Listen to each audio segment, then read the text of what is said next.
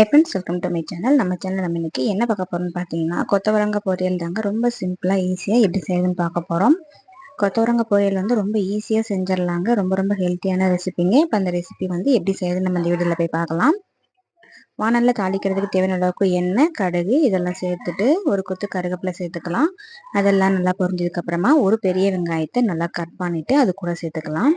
சேர்த்துட்டு நல்லா இந்த மாதிரி வதக்கி விட்டுடலாம். வெங்காயம்லாம் நல்லா எண்ணெயிலே வதங்கட்டும். வெங்காயம் நல்லா வதங்கினதுக்கு அப்புறமா 2 தக்காளி, பழுத்த தக்காளியா நல்லா கட் பண்ணி இது கூட சேர்த்துக்கலாம். தக்காளி சேர்த்தலனாலும் நல்லா தாங்க இருக்கும். டேஸ்ட்டுக்காக நான் தக்காளி 1 சேர்த்துருக்கேன். 2 தக்காளி, குட்டி தக்காளியா இருக்கிறதுனால 2 தக்காளி சேர்த்துருக்கேன். இப்போ தக்காளி வெங்காயம்லாம் நல்லா எண்ணெயிலேயே வதங்கட்டும். தேவையான அளவுக்கு உப்பு சேர்த்து அதையும் நம்ம நல்லா இந்த மாதிரி வதக்கி விட்டுடலாம். கொஞ்சமாக மஞ்சள் தூள், காரத்துக்கு ஒரு 1/2 ஸ்பூன் அளவுக்கு மிளகாத்தூளும் சேர்த்துட்டு நல்லா வதக்கி விட்டுடலாம்.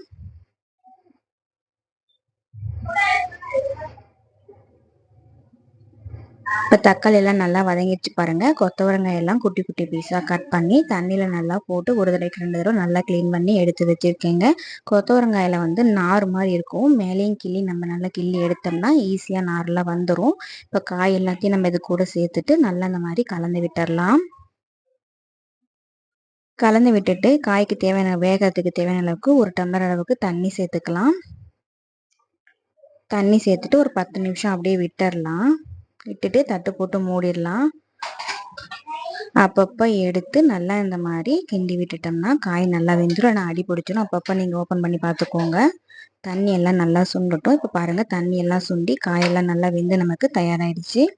இப்போ இந்த ஸ்டேஜில் ஒரு கைப்பிடி அளவுக்கு வேர்க்கடலையை நல்லா மிக்சி ஜாரில் நல்லா பொடிச்சு வச்சுருக்கேங்க. அதையும் நம்ம இது கூட சேர்த்துக்கலாம்.